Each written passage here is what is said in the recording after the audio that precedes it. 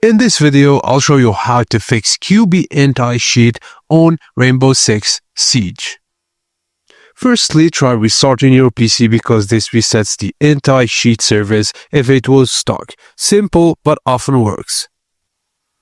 Also try to run Rainbow Six Siege as administrator. Right-click on the R6 shortcut, then select Run as administrator, and also do this for Ubisoft Connect and Steam or Epic if you use them. Also, verify game files. If a game file required by anti-cheat is missing or corrupted, it will fail. Go to Library, right-click, R6, Properties, Installed Files, then verify integrity on Steam. And if you're on Ubisoft, go to Games, Rainbow Six Siege, Properties, then verify game files. Wait until the scan completes.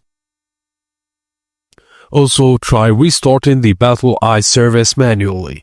Press Windows plus R, then type services.msc and press Enter.